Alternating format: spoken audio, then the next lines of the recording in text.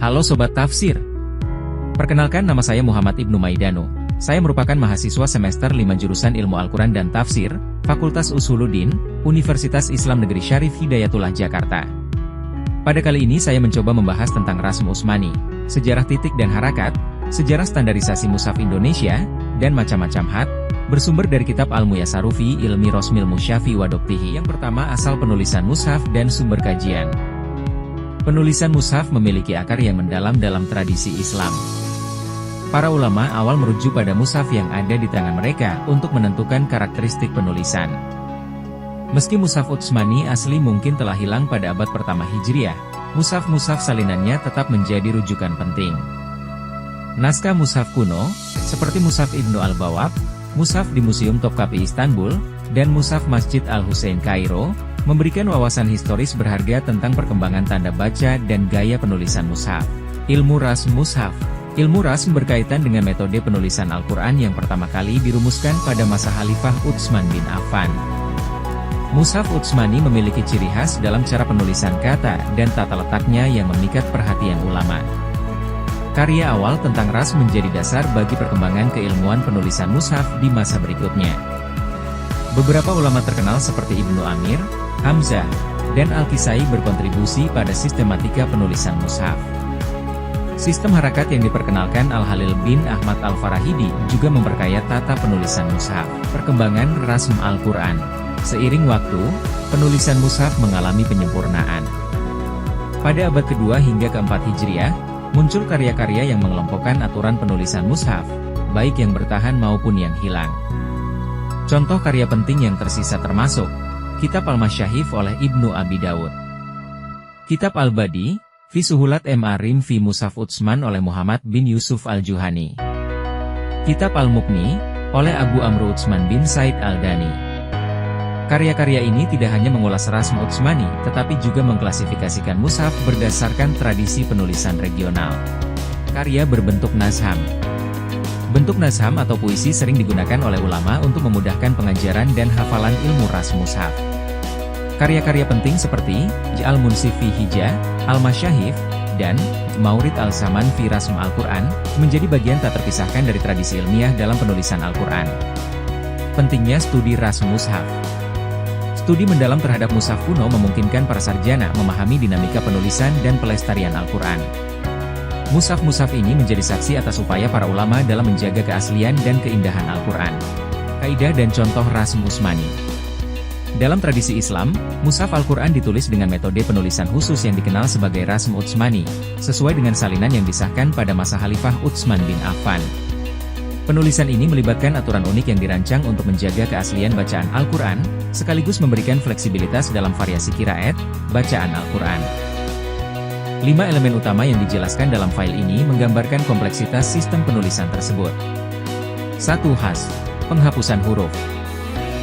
Definisi, penghapusan huruf yang ada dalam pengucapan tetapi tidak dituliskan. Huruf yang dihapus, alif, ya, waw, lam, dan nun. Contoh, hasf alif, banyak ditemukan pada kata seperti. Ada yang menggunakan kaidah tertentu dan ada yang tidak. Hasf ya, biasanya di tengah atau akhir kata, misalnya diubah menjadi. Hasf waw, terjadi pada beberapa kata dengan alasan tertentu. Hasf nun, terutama saat terdapat dhamir, seperti dalam kata. Hasf, penghapusan huruf. Salah satu karakteristik penting dalam Rasm Utsmani adalah penghapusan huruf tertentu. Misalnya, dalam beberapa ayat, huruf alif yang biasanya hadir dalam pengucapan tidak dituliskan. Hal ini dilakukan untuk menyesuaikan dengan variasi bacaan yang sah.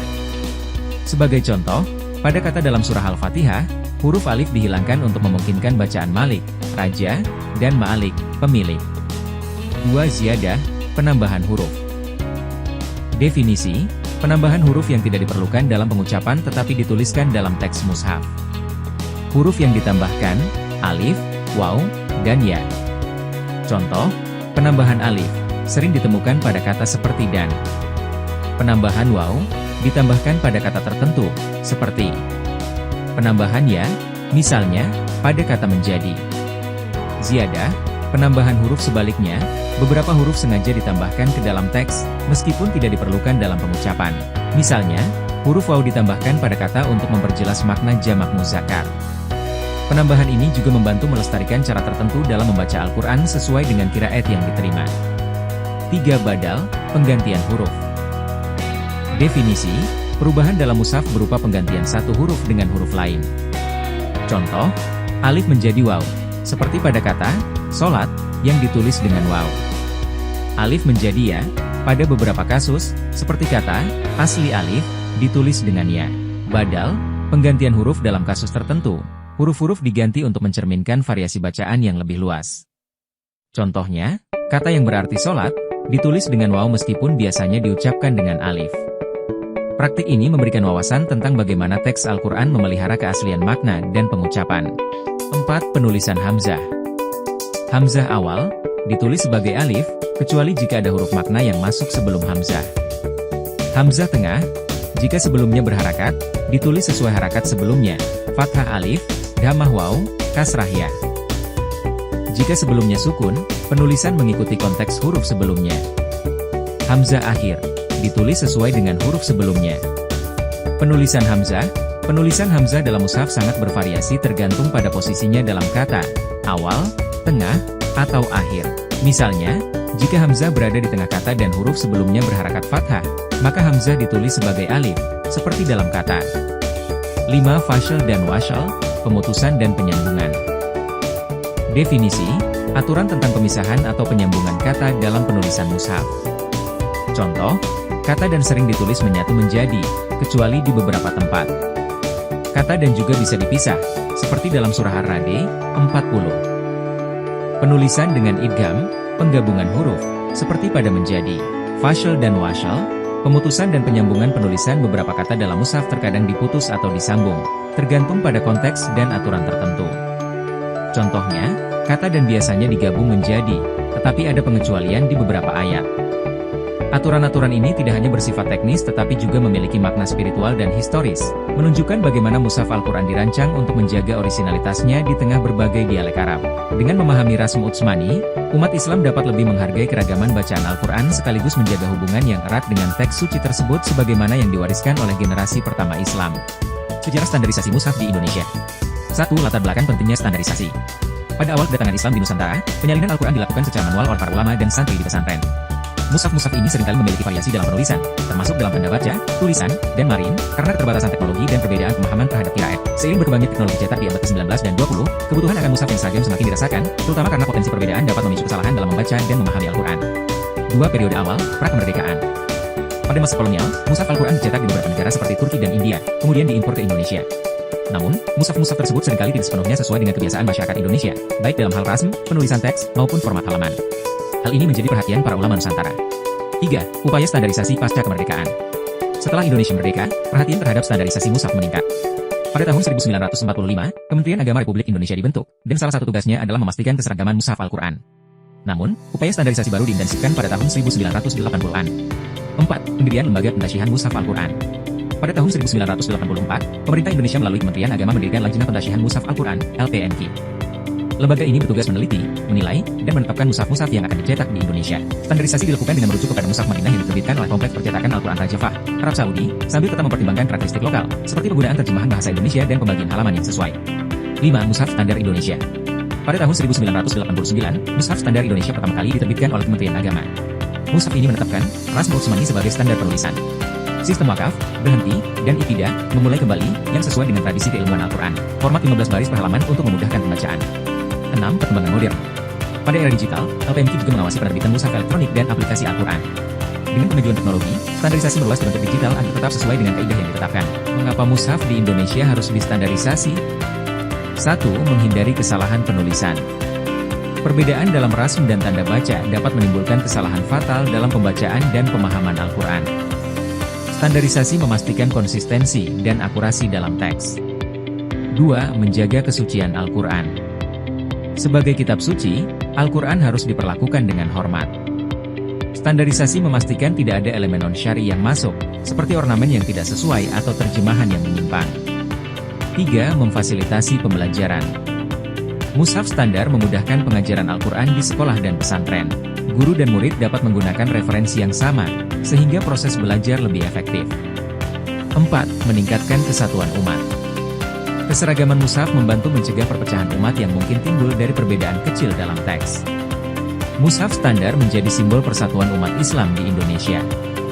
5. Penyesuaian dengan budaya lokal.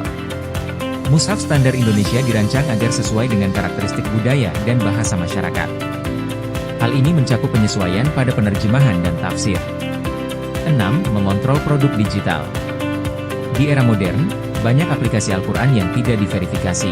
Standarisasi memastikan mushaf digital juga mengikuti kaidah yang benar. Standarisasi mushaf bukan hanya persoalan teknis, tetapi juga bentuk tanggung jawab negara dan ulama untuk menjaga keaslian dan kesucian kitab suci umat Islam. Macam-macam khat atau kaligrafi atau khat merupakan seni menulis indah yang berkembang pesat dalam peradaban Islam. Setiap gaya khat memiliki karakteristik dan tujuan penggunaannya masing-masing. Berikut adalah macam-macam khat atau kaligrafi Islam beserta penjelasannya. 1. Khat kufi, ciri-ciri, berbentuk geometris, bersudut dan kaku. Garis-garisnya tegas dan sering berbentuk persegi. Sejarah, salah satu gaya khat tertua berkembang di kota Kufah, Irak. Penggunaan biasanya digunakan untuk dekorasi arsitektur, ukiran, dan penulisan mushaf Al-Quran pada periode awal Islam.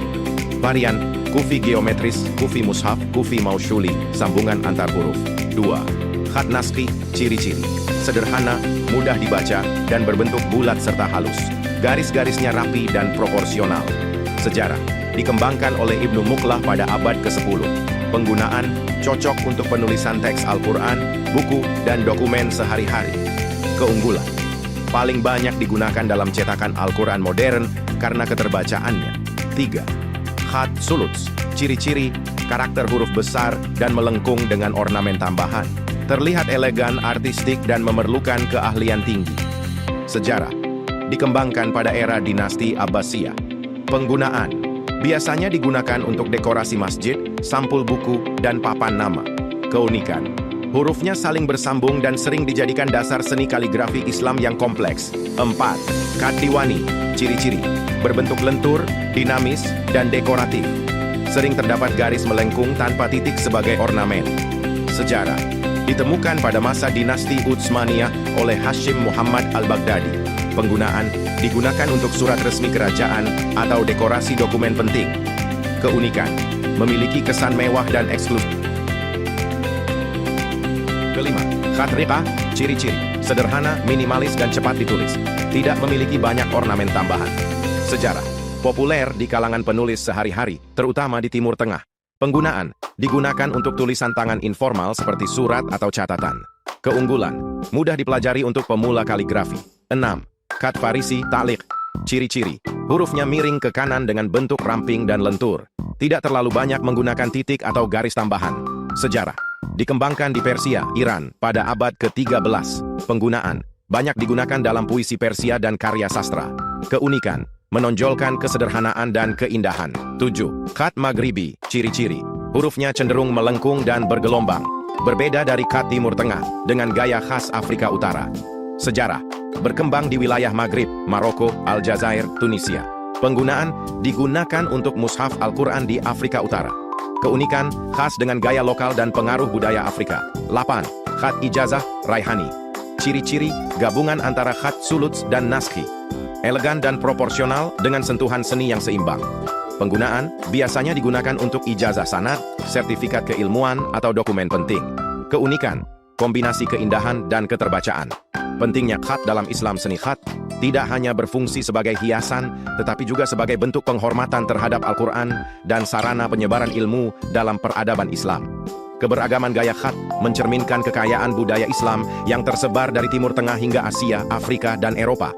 Jika ingin belajar khat, disarankan untuk memulai dari yang sederhana seperti naskhi atau riqah, sebelum mencoba gaya yang lebih kompleks seperti suluts atau